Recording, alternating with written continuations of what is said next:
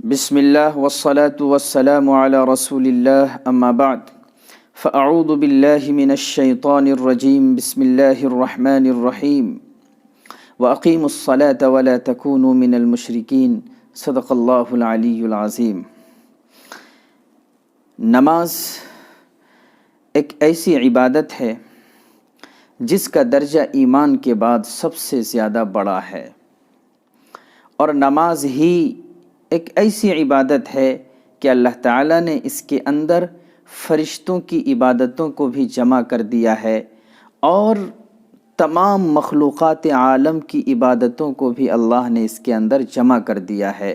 اور خود حضرت انسان کو نماز کے علاوہ جو اور احکام دیے گئے ہیں، چاہے وہ روزہ ہو، چاہے وہ حج ہو، چاہے وہ زکوٰۃ ہو، ان کا نمونہ بھی اور ان کا خلاصہ اور نچوڑ بھی اللہ نے نماز کے اندر رکھ دیا ہے۔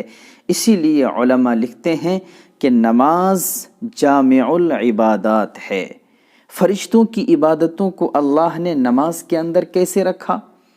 بعض فرشتے وہ ہیں جو مسلسل قیام کی حالت میں ہیں، کھڑا ہے اللہ کے سامنے، اور بعض فرشتے وہ ہیں جو مسلسل رکوع کی حالت میں ہیں، اور بعض فرشتے وہ ہیں جو جب سے پیدا ہوئے تب سے سجدے میں پڑے ہوئے ہیں، اور جب وہ سجدے سے سر اٹھائیں گے قرب قیامت میں تو کہیں گے ما عبدناک حق عبادتک، اے اللہ تیری عبادت کا جو حق تھا وہ ہم سے ادا نہ ہوا۔ تو بعض فرشتے سجدے میں مسلسل پڑے ہوئے ہیں، تو فرشتوں کی عبادت چاہے وہ قیام ہو، چاہے وہ رکوع ہو، چاہے وہ سجود ہو، اللہ نے ان سب کو نماز کے اندر جمع کر دیا ہے۔ ایک مومن جب نماز پڑھتا ہے تو قیام بھی کرتا ہے، رکوع بھی کرتا ہے، سجدہ بھی کرتا ہے۔ اسی طریقے سے اللہ نے قرآن کریم کے اندر فرمایا کل قد علم صلاته وتسبیحہ، جتنی بھی مخلوقات اللہ نے بنائی ہے ہر ایک کی اپنی ایک عبادت ہے، ہر ایک کی اپنی ایک نماز ہے، ہر ایک کی اپنی ایک تسبیح ہے، سب اپنے اپنے انداز سے اللہ کی عبادت میں مصروف ہے۔ علماء نے لکھا ہے یہ جو درخت ہمیں کھڑے نظر آتے ہیں ان کی عبادت اور صلاۃ یہ ہے کہ مسلسل قیام کی حالت میں ہے، کھڑا ہے، اور یہ جو جانور ہمیں چار پاؤں کے بل چلتے ہوئے نظر آتے ہیں، علماء کہتے ہیں یہ مسلسل رکوع کی حالت میں ہے۔ اور وہ جانور اور وہ جاندار جو زمین سے چپک کر چلتے ہیں، حشرات الارض، کیڑے مکوڑے، علماء لکھتے ہیں کہ یہ مسلسل سجدے کی حالت میں ہے۔ اور وہ پہاڑ جو آسمانوں کو چھو رہے ہیں، فلک بوس پہاڑ، علماء کہتے ہیں کہ یہ مسلسل قاعدے کی حالت میں ہیں۔ ایک مومن جب نماز پڑھتا ہے تو درختوں کی عبادت قیام کو بھی کرتا ہے، جانوروں کی عبادت رکوع کو بھی کرتا ہے، حشرات الارض کی عبادت سجدے کو بھی ادا کرتا ہے، اور پہاڑوں کی عبادت قاعدے کو بھی ادا کرتا ہے۔ تو تمام مخلوقات کی عبادت کو اللہ نے نماز کے اندر جمع کر دیا ہے۔ اسی طرح حضرت انسان کو اللہ تعالیٰ نے جو روزہ دیا ہے، زکوٰۃ دیا ہے، حج دیا ہے، ان کا نمونہ بھی نماز کے اندر اللہ نے رکھ دیا ہے۔ روزہ، بندہ جب روزہ رکھتا ہے تو اب کھا نہیں سکتا، پی نہیں سکتا، بیوی کے قریب نہیں جا سکتا، اور جب نماز پڑھنے لگتا ہے تو بس وہ بھی نہیں کھا سکتا، وہ بھی نہیں پی سکتا، اپنی خواہشات نفس کو وہ بھی پورا نہیں کر سکتا۔ تو روزے کا نمونہ بھی نماز کے اندر پایا گیا۔ اسی طریقے سے زکوٰۃ کی عبادت کا خلاصہ مال خرچ کرنا۔ جب بندہ نماز کے لیے کھڑا ہوتا ہے تو نماز ادا کرنے سے پہلے اپنا ستر چھپانے کے لیے کپڑے کا انتظام بھی اسے کرنا پڑتا ہے، پاکی صفائی بھی اختیار کرنا پڑتا ہے، اور مسجد میں نماز پڑھنے کے لیے مسجد بھی تعمیر کرنی پڑتی ہے، چاہے مسجد کی تعمیر ہو، کپڑے کا انتظام ہو یا پاکی صفائی ہو، ان سب پر مال خرچ ہوتا ہے۔ تو زکوٰۃ کی جو روح ہے مال خرچ کرنا، وہ بھی نماز کے اندر پایا گیا۔ اسی طریقے سے حج جو عاشقانہ عبادت ہے اور ایک ایک نقل و حرکت میں اور قدم قدم پر ایک حاجی جب حج کا احرام باندھ لیتا ہے تو اللہ کی عظمت، اللہ کی بڑائی، اللہ کی بزرگی اور اللہ کا جلال وہ قدم قدم پر بیان کرتا ہے، زبان سے بھی، بدن سے بھی، لباس سے بھی۔ حاجی کی پوری حالت اللہ کی عظمت اور جلال کو بیان کر رہی ہوتی ہے۔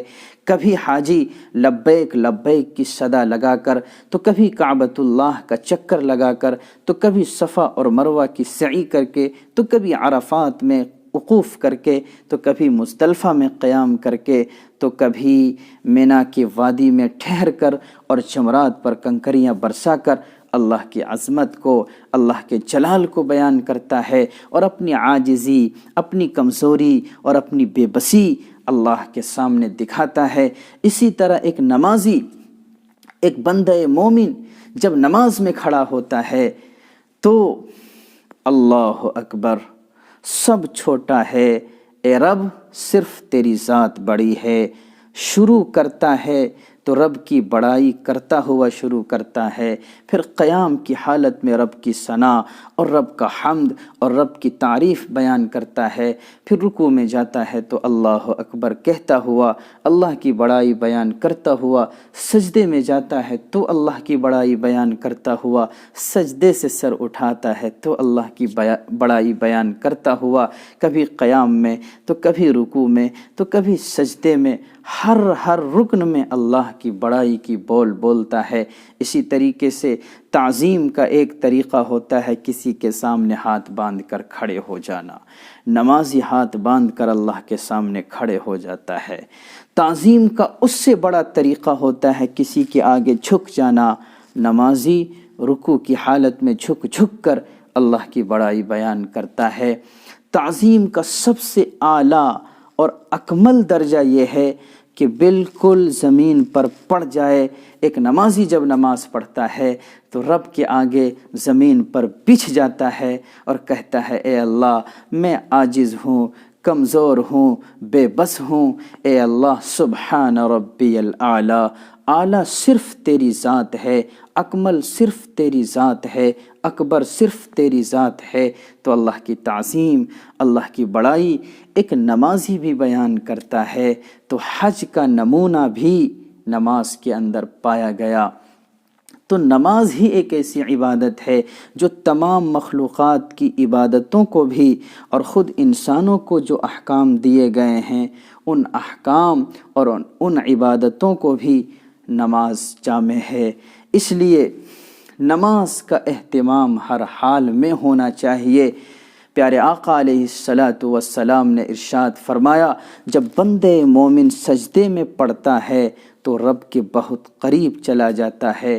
ویسے بھی اللہ کے نبی نے فرمایا الصلاۃ معراج المؤمنین، نماز مومنوں کی معراج ہے، اس لیے کہ بندہ اپنے رب کے اور اللہ کے سب سے قریب اس وقت ہوتا ہے جب وہ نماز کی حالت میں ہوتا ہے، اور پھر نماز کی حالتوں میں بھی سب سے زیادہ قریب اس وقت ہوتا ہے جب وہ سجدے کی حالت میں اپنی پیشانی زمین پر رگڑ رہا ہوتا ہے۔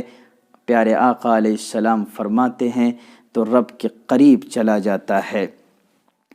آئیے ہم سب مل کر اللہ سے دعا کرتے ہیں کہ اللہ تعالی ہم سب کو 5 وقتہ نمازوں کو اہتمام کے ساتھ پڑھنے کی توفیق مرحمت فرمائے۔